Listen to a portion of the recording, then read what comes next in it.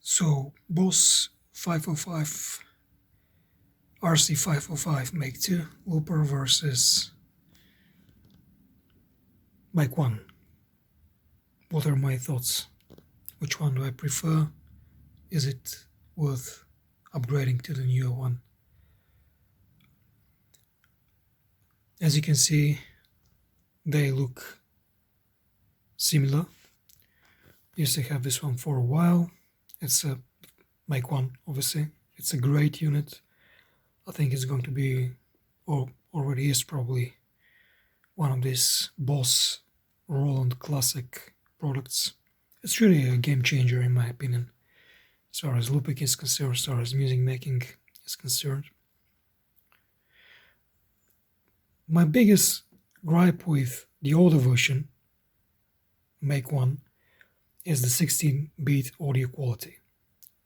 And you really start to feel that once you start overdubbing. So if you have a track and then you overdub on this particular track, the more tracks you put, overdubbing and overdubbing and overdubbing,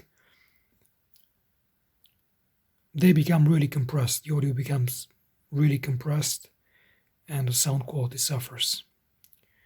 So even with the Digitech Jamman looper Solo XT, which I used to have, which I believe had 24-bit audio quality, I was able to actually hear the difference between this one, the RC3, which I used to have as well by Boss, obviously the smaller classic Boss form factor pedal, a looper again, and the Digitech. And the sound quality of the Digitech was better, noticeably better. And this one is, the new one is 32 bits. So no matter how many tracks you overdub, how many layers you overdub, I should say, on a single track, they don't become cluttered, especially if you compare it to the older version.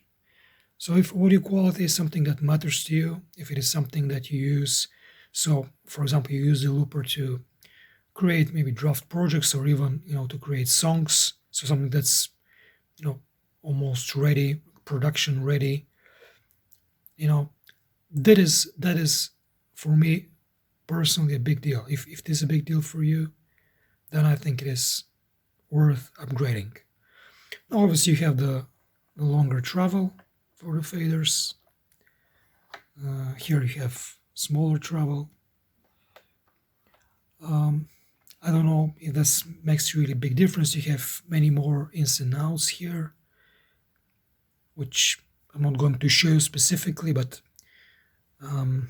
one thing that's noticeable, you have two mic inputs, right? You just have only one here, for example.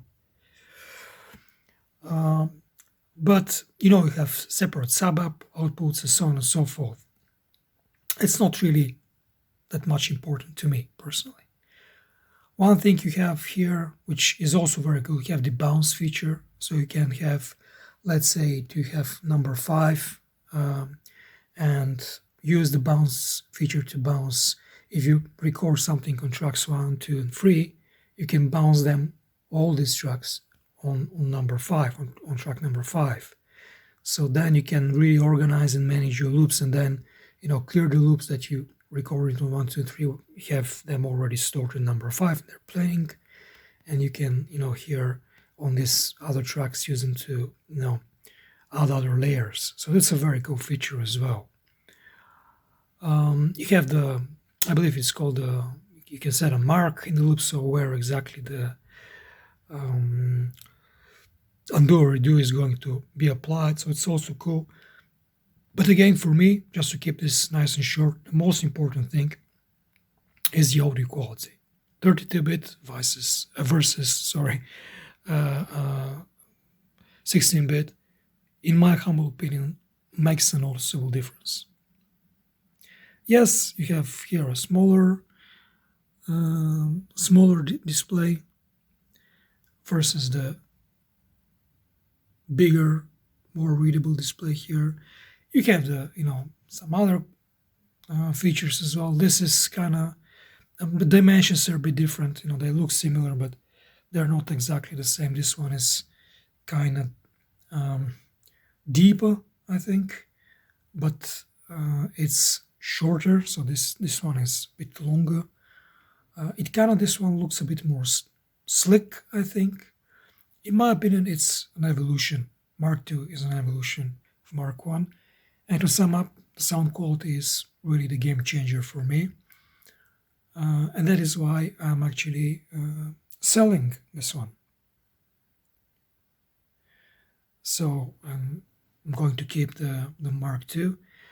I know some users reported that this unit is actually not production-ready unit. They released, a beta version or whatever, obviously talking about a Mark II, and they experienced a lot of freezes and a lot of problems while using this particular device. All I can say is that for about 2 weeks of operation, the unit froze only once, and it was because I didn't know what I was doing. I was trying to do something on the unit. I didn't exactly remember what was in the manual, so I was pressing different buttons basically, and the unit basically told me, what the fuck are you doing, right? And then it froze. So I think if you know what you're doing with this unit, so for example, if you want to undo or redo a track or insert a marker or whatever, and use the precise combination of steps, the unit is not going to freeze. At least in my experience, apart from this single thing where I think it was my own error,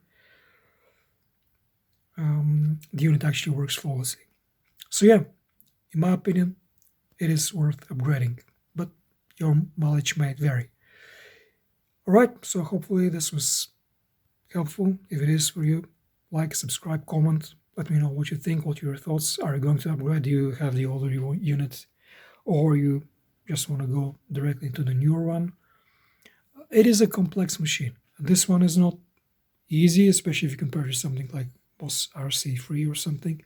So be prepared to go to dig into the manual. So it's a musical instrument, so you need time to